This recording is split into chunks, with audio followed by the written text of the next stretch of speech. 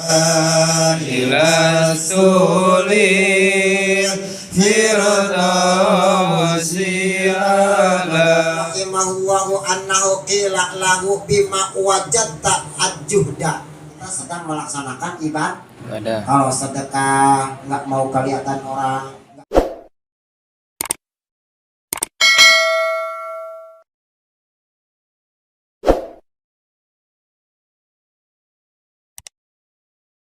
adanya rasa cinta kita kepada perkara akhirat itu sebab adanya kita ninggalin perkara dunia. Ayo kita seimbangin aja. Silahkan ikhtiar semaksimal mungkin dengan ikhtiarnya masing-masing, asal jangan ninggalin perkara ibadah.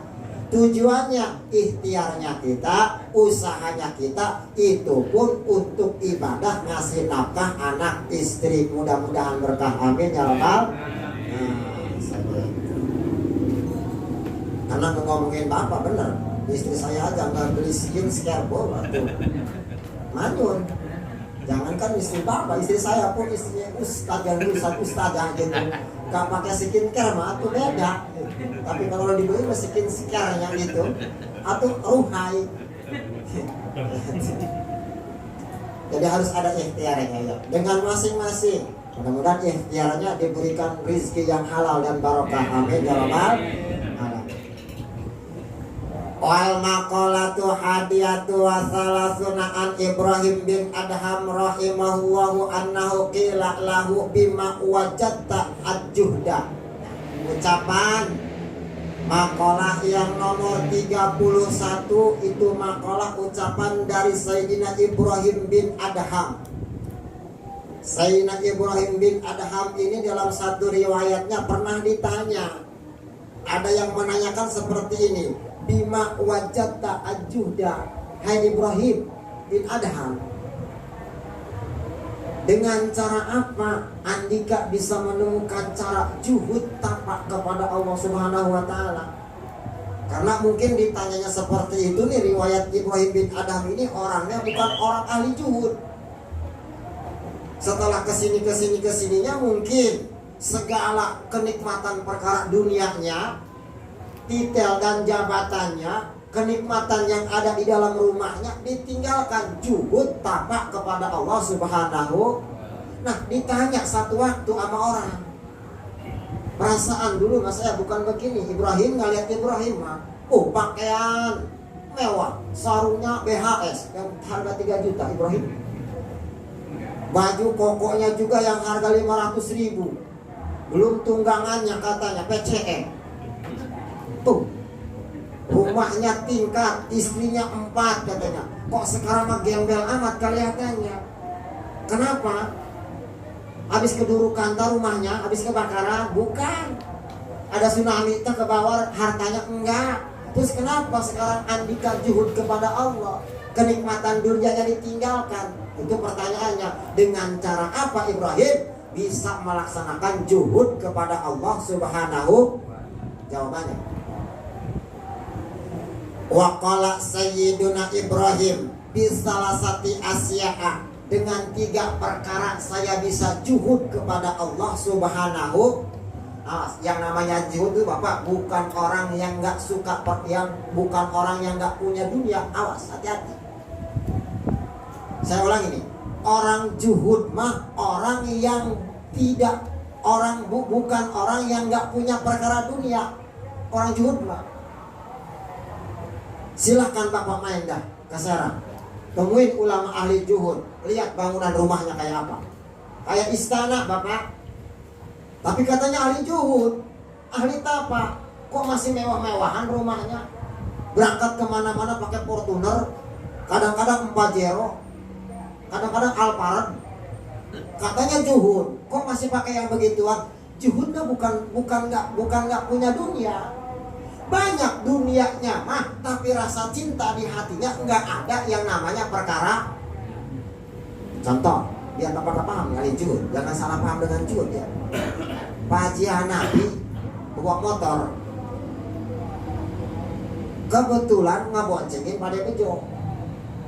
Kata Pak Haji Hanafi, Pak De, sini katanya, ya dibonceng sama saya, nih pegangin katanya gelas nih, isinya air, yuk kita lewat. Sekali-sekali kita ke pantai Indah Kapuk. Mau ngapain? Udah pokoknya ngikutin saya aja.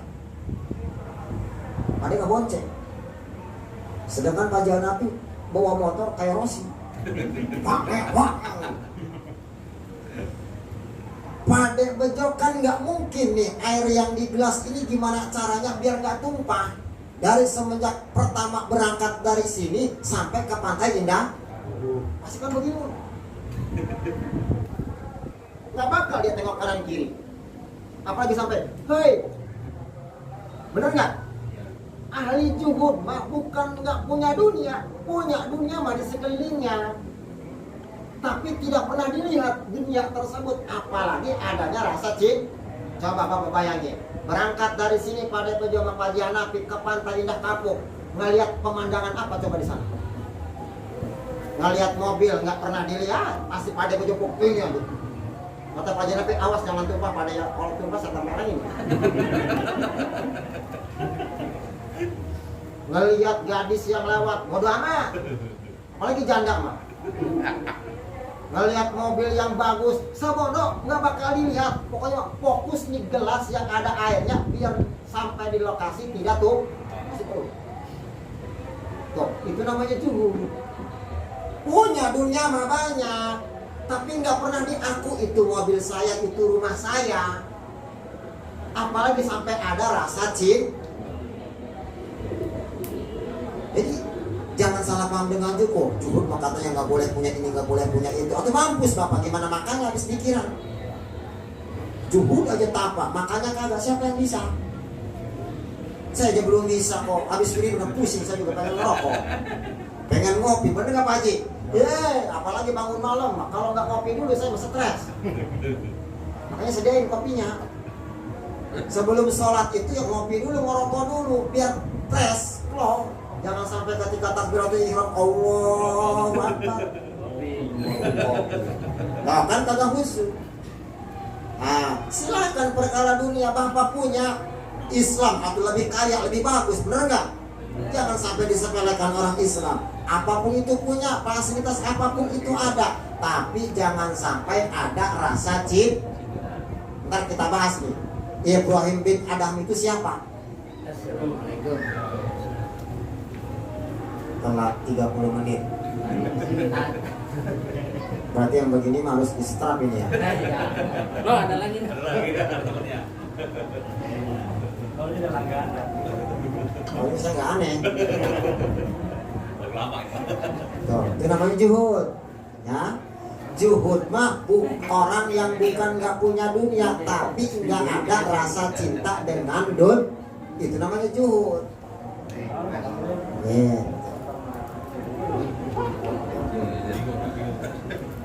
Ini di depan.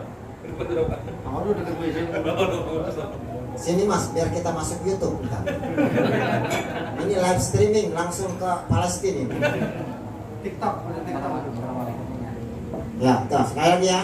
Jadi Ibrahim bin Adham ini ditanya sama sahabatnya, dengan cara apa Ibrahim bisa melaksanakan perkara juhud kepada Allah Subhanahu. Nanti kita bacain riwayat Ibrahim bin Adham. Siapa sih orangnya? Kayak apa sih dulunya sampai sekarang jadi ahli juhud? Dengan 3 cara kata Ibrahim bin Adham, saya bisa juhud kepada Allah Subhanahu wa ta'ala, bisa ninggalin perkara dunianya saya, tidak ada rasa cinta dengan adanya perkara dunia. 1. Ra'aitul qabra muhisan. Saya mah bisa juhud kepada Allah, sahabat katanya, karena saya melihat kuburan muhisan. Kubur, di dalam kuburan tuh tidak ada teman satupun yang menemani saya nanti. Benar nggak nih omongan? Sekaya-kayanya orang ketika hidup di alam dunia, fasilitasnya apapun itu ada, istrinya banyak, anaknya banyak, mobilnya mewah-mewah, rumahnya megah-megah. Ketika orang tersebut masuk ke alam kubur, ada yang ikut apa enggak? Ada. Paling banter istri juga sampai kuburan doang nganterin Bapak. Itu dia nganterin udah saking gedeknya kelamaan di rumah. Takut sama pocong. Bener nggak Pak Haji? Makanya kata Ibrahim bin Adham, saya bisa juhud meninggalin dunia saya, rasa cintanya saya hilangin, percuma. Saya mati-matian ngebela-belain perkara dunia. Ternyata ketika saya masuk ke alam kubur mah dunia saya tidak ada yang ikut. Tuh. Kata Ibrahim bin Adham. Makanya Bapak di sini nasihatnya begini, jangan sampai mati-matian nyari perkara yang nantinya akan ditinggal mak. Jadi sekedarnya saja, secukupnya saja, jangan sampai berlebihan nih. Masalahnya begini Bapak, yang jadi masalah tuh ini berlebihannya ini gayanya. Makanya sampai timbullah tuh ada rasa niat buat pinjam ojol lah, buat pinjam pinjol lah, buat pinjam ke bank lah, akhirnya maka gak kebayar, utangnya membengkak karena gaya hidup yang berlebihan. Kan kata saya kemarin, mohon maaf, kalau gajinya 3 juta mah jangan sombong pengen mobil Alphard, tapi Bapak bengek. Ya berlebihannya ini Nur yang jadi masalah. Bukannya kagak boleh. Ya kalau gajinya 10 juta masa bulan itu silakan, udah helikopter ke Bapak. Istri 2 ya? Istri 2, 4 ya. Monggo, tapi kalau harganya 3 juta mah gajinya jangan macam-macam. Oh. Apalagi sampai mati-matian nyari perkara yang akan ditinggalin mati. Sampai ninggalin perkara ibadah, akhirnya cinta dengan dunianya. Ingat, ketika kita mati mah ninggalin dunia ini, tidak ada satupun perkara dunia yang akan ikut nemenin kita. Kata Ibrahim bin Adham. Aikoti anil kulubi an mahbubatihi. Apa bisa di sini? Yang bisa mutusin perkara cintanya saya perkara kepada perkara dunia. Saya sekarang bisa jujur. Nah, saya sadar di kuburan mah tidak ada yang nemenin terkecuali amal ibadah. 1, 2. Wara'aitu tariqan tawilan, dan saya melihat sebuah jalan yang terbentang tawilan, yang jaraknya begitu luas, begitu jauh, begitu panjang. Coba, siapa yang bisa ngukur ataupun ngitung perkara di alam kubur sampai alam mahsyar, alam mizan, alam sirat, sampai ke surga ataupun ke neraka? Lama apa kagak? Jauh apa enggak?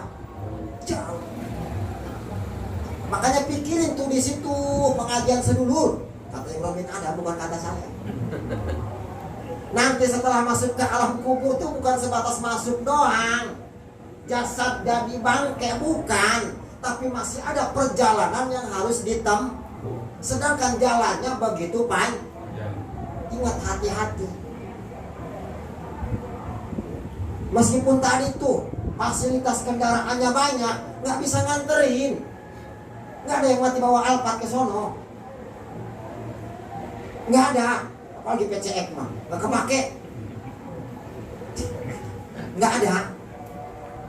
Oleh karena sebab itu kata Ibrahim bin Adham, ay masafatun ba'idatun fil akhirah, perjalanan untuk menuju akhirat itu sungguh lama dan sangat panjang. Makanya saya mah nggak mau nih dengan adanya perjalanan yang begitu panjang tersebut bawa bawaan yang begitu berat.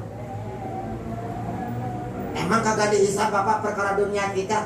Jangankan yang haram, yang halalnya saja diminta pertanggung jawab. Makanya Ibrahim bin Adham ditinggalin kepada sedikit demi sedikit. Apalagi yang haram mah disiksa iya, dihisab iya. Sedangkan hisabnya ribuan tahun. Tergantung banyak atau sedikitnya harta yang kita pun. Mending kalau dipakai ibadah mah, itu pun yang dipakai ibadah Bapak, luar biasa hisabannya. Apalagi punya dunia nggak dipakai ibadah. Nah, udzubillah himin. Makanya kata orang saya mah nggak mau ngebaratin badan saya. Semua saya punya kok fasilitas, tapi rasa cintanya saya tinggalkan. Ada kok semua di rumah saya, tapi rasa cintanya saya tidak ada sedikit pun.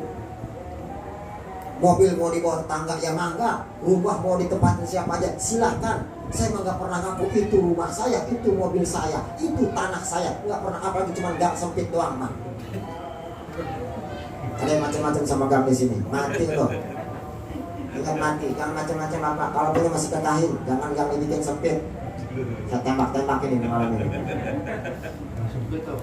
Ya udah gang, udah jalan sempit, dikasih pot lagi. Tapi gimana orang lewat? Gerobak gua sampai tumpah lewat. Bakso Bandung sampai ngebubrak. Lah kecangkol potnya itu tuh. Kalau bisa mah lebarin jalan mah. Jangan di aku apalagi sampai ditut. Nah, udah ini gambar sejengkal tanah punya orang lain bapak aku sejengkal 7 lapis tanah akan bapak ganduli di leher bapak di akhirat mah. Di bawah jalan sama bapak. Entar kalau mau aku tanah di surga ntar di sono. Pajang Nabi mau masuk ke kamar bapak. Ini tanah gua ini mah. Kalau di dunia mah jangan ngaku-ngaku. Hilangin rasa cintanya kepada perkara dunia. Ayo, lebih baik mah kita sedekahin daripada kita aku punya kita sendiri buat jalan. Mudah-mudahan jadi ladang ibadah kita. Amin ya rabbal alamin. Tuh, 2 tuh. Yang ketiganya, wa ra'aitul jabbar ay alladhi yuqahirul al ibadah ala kulli ma arada qadiyan wa laisa li hujjatun. Sedangkan wa laisa ma'i mu'nisun, ketika saya walaisa ma'izalun, ketika saya melewati perjalanan yang panjang tersebut, saya nggak punya bekal. Makanya saya tinggalin tuh perkara dunia saya, rasa cintanya saya hilangin. Bekalnya di dunia di akhirat mah yaitu amal soleh. Yang ketiganya, wara'aitul jabbaro qadiyan walaisa li hujjatun, dan saya bisa juhud saat ini karena saya melihat dat Allah yang Al-Jabbar, yang maha memaksa tentang adanya hukum yang diperintahkan oleh hamba kepada hambanya. Sedangkan walaisa ma'i hujjatun, ketika saya nanti disidang oleh Allah, saya nggak punya dalil untuk berdalih kepada Allah Subhanahu wa ta'ala. Artinya kata, ketika dunianya dipertanggungjawabkan di hadapan Allah, kita nggak bisa ngebohong sama Allah Subhanahu. Haji Nabi, saya Paduka dipanggil di persidangan, duduk. Punya lapak, punya gusti. Berapa? 1, berapa? 3. Nggak bisa ngebohong aja. Kagak bisa bohong. Wah, benar. Terus punya motor, punya berapa? 1,5. Disepotong ada yang jual, ditimbang gitu. Dalam makan ada 3 di rumahnya. Istri mah mau 2 tapi nggak jadi, takut jadi istri. Oh, jujur itu kan tuh. Waktu di persidangan jujur. Nggak bisa kita ngadali di sono, nggak bisa berbohong dengan dunia kita yang ada di alam dunia. Bukan mulut kita yang ngomong, tapi amal ibadah kita ketika di dunia. Nah, inilah pesan yang terbaik untuk kita nih dari Ibrahim bin Adham. Juhudnya di sini bukan kita diharuskan meninggalkan perkara dunia, jangan hilangin rasa cintanya tersebut dengan adanya perkara silakan cari dunia mas sebanyak apapun itu, tapi ketika hasilnya itu ada, jangan ada rasa cinta. Ketika nyarinya nggak ninggalin ibadah, maksudnya begini kesimpulannya nih, setelah dapatnya bisa dipakai untuk ibadah. Nah, itu namanya keren tuh, Bang Pasir. Ya, segitu tuh kata Ibrahim bin Adham. Kita harus ingat nih, di kuburan kita nggak punya teman, perjalanan ke akhirat begitu jauh, dan ketika di persidangan kita nggak bisa berbohong kepada Allah Subhanahu wa ta'ala. Itu Ibrahim bin Adham bisa juhud kepada Allah Subhanahu. Nah, sekarang kita bahas nih, siapa sih Ibrahim bin Adham? Orang mana sih? Lagunya dulu kayak apa? Begitu. Nah, waruwiya annahu kana sultanan fi baladihi. Sedangkan nih dalam satu riwayat, Ibrahim bin Adham yaitu seorang raja, bukan RT, bukan RT nggak gablak apa-apa. Sultan, raja ini mah katakanlah presiden dan sebuah negara mah. Sedangkan di negaranya ini seorang raja, itu Ibrahim bin Adham. Bapak udah kebayang nggak kalau yang namanya raja itu kayak apa fasilitasnya? Atau VIP. pipinya juga banyak itu, pipi kanan, pipi kiri segala. Ya, bener nggak? Fasilitasnya juga bukan bodyguard doang. Mau berangkat kemana aja pasti digelain karpet merah. Kalau bisa mau napak juga kagak jalan kakinya. Seorang raja diangkat pasti. Pertama Ibrahim bin Adham seorang raja, fataraka sultanata wajtahada fil ibadati fi makata wa ghairiha. Ditinggalkan kerajaannya, ditinggalkan keistimewaan dunianya, juhud di kota Makkah. Itu juhud betul, ditinggalin doang, punya mah punya. Tapi hijrah ditinggalin, dihilangin rasa cintanya. Atau ada banyak di rumah fasilitasnya, tapi nggak diaku, dihilangin rasa cintanya. Juhud kepada Allah Subhanahu wa ta'ala. Wa fi risalati Qusairiyah, dan dalam sebuah risalah Qusairiyah mah huwa Abu Ishaq Ibrahim bin Mansur.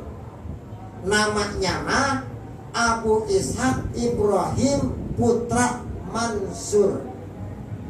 Bapaknya Ki Mansur, anaknya namanya Ishaq Ibrahim bin Adham.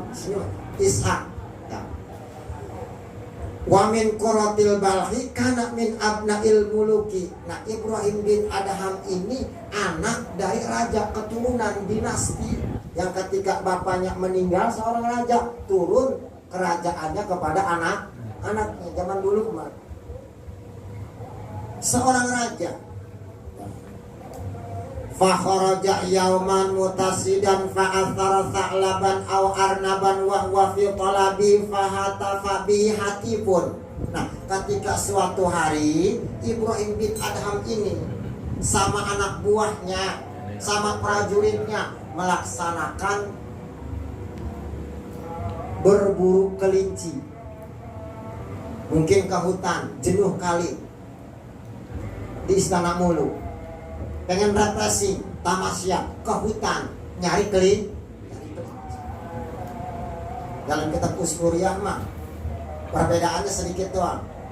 Ditawan Ibrahim bin Adham ini sama komplotan para begal ketika apa? Ketika berburunya. Di sini berbeda. Nah, setelah berburu, lagi melakukan berburu kelinci, ada suara yang tanpa rupa. Bapak tahu suara tanpa rupa? Bukan kentut. Hatib, Bapak. Pada hatib itu ada suara tapi nggak ada wujudnya. Kedengaran dari atas mungkin suaranya. Nah, suara hatib ini ngomongnya seperti ini.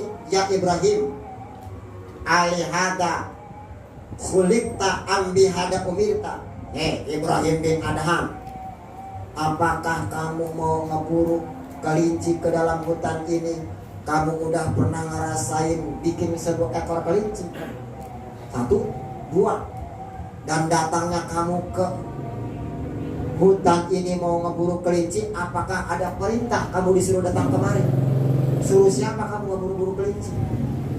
Mau nembak kelinci, mau manah kelinci, dibawa pulang kamu makan, suruh siapa? Emang bisa kamu bikin kelinci? Emang kelinci itu kamu yang bikin? Yang kedua, apakah kamu diperintah datang ke sini buat ngambil kelinci, diburu kelincinya? Ada suara tanpa